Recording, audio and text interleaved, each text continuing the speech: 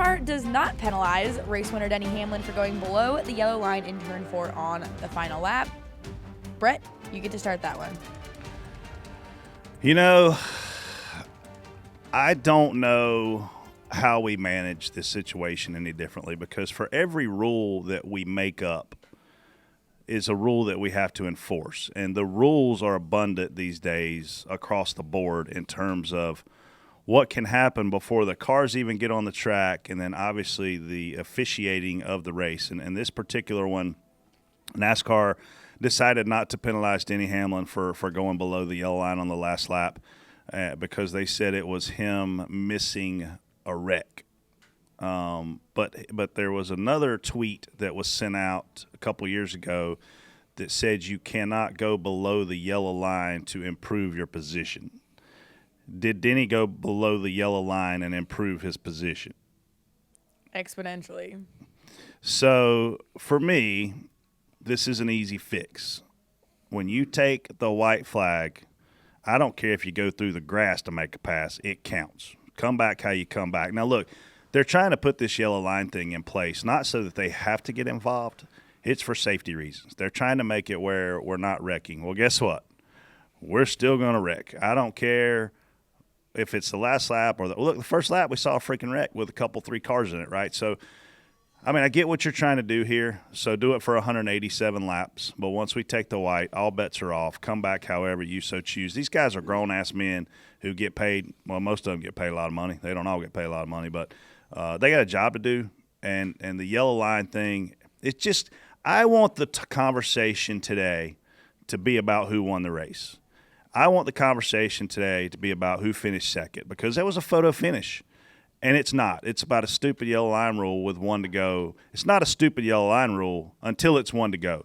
But because of that rule, that's all we're hearing about today. And that shouldn't be what we're talking about, TJ. Oh, man. I saw I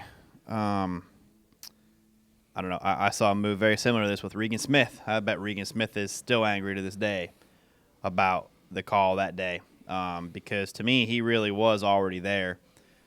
I don't think Denny had position on him. I think Denny had a good run, but he didn't want to lift. He wanted to win the race, and he went down there to advance his position. This is my opinion. Looking at a replay, I watched it kind of as it happened, but you have to go back. There was so much stuff going on in that corner right then. It was hard to focus on one thing.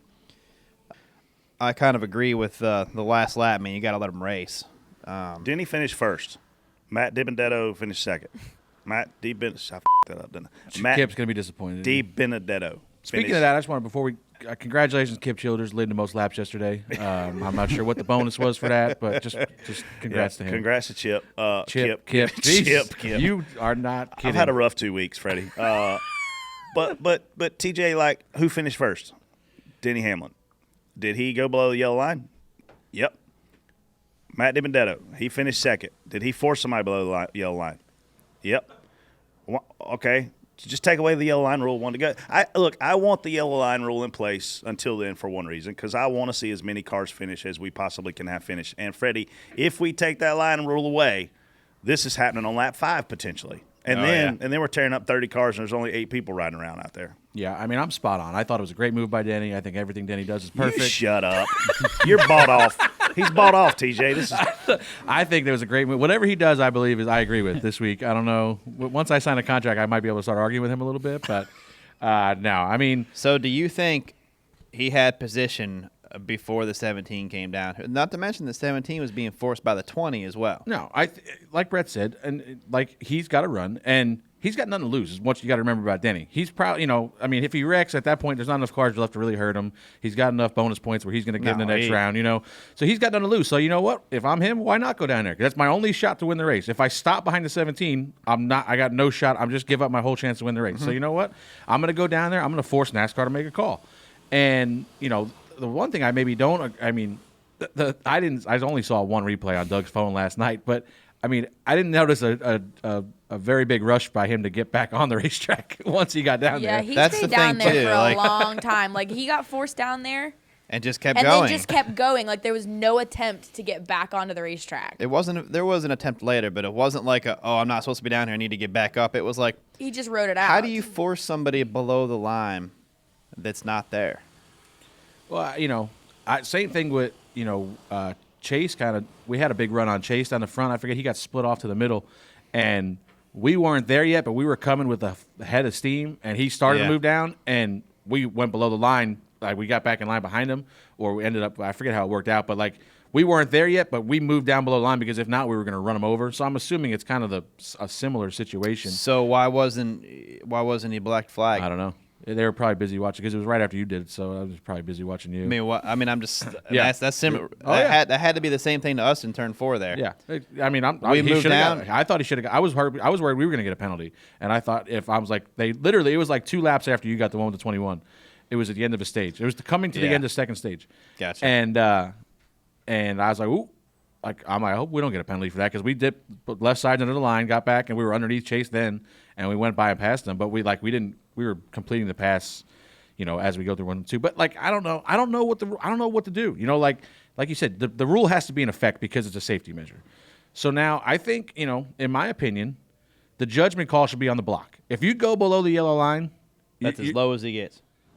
If you go below the yellow line, I think it's a penalty. What do you do? Like, I think if you want to enforce this penalty, if you go below the line, you're penalized. No matter what, you're penalized. And then we're going to make a judgment call on the other guy if he gets penalized because he forced you. I think if you're going to enforce this rule all the time, I think that's the only way you do it. Like, if you're down there, because now it's going to stop. If no matter what that guy does, if I go below this line, I'm penalized, you're not going to go down there. You know what I mean? So you're actually gonna go to the yellow line, and then when you're forced below it, you're not gonna turn. You're not going to turn. You're going to wreck. You're gonna wreck. Yeah, you're gonna. But cause I'm just a wreck. saying, if we're going to enforce this rule, I think the way to enforce it is if you're below the line, you're penalized. No matter if you got forced down there or not, whatever. It's out of bounds. You're out of bounds. You're penalized. Now we could also penalize this other guy for forcing you down there if it's in our judgment if he did or not.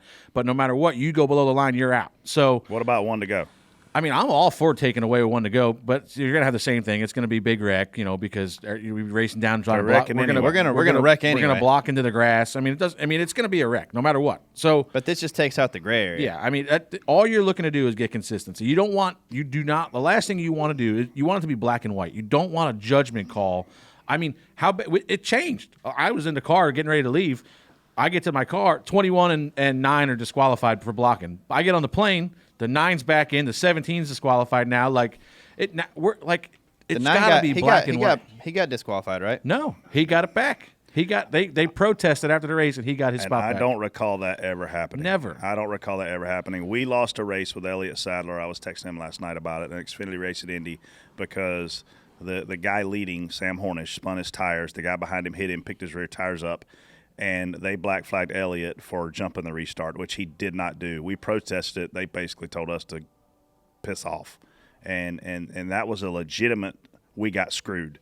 And then yesterday, it's you're out, you're in. No, wait a minute, we're flipping it. Like, now we're using instant replay after races. So if that's the case, I didn't see that memo come across. And look, that's an important memo, right? Or if they're going to take all that into discretion. So.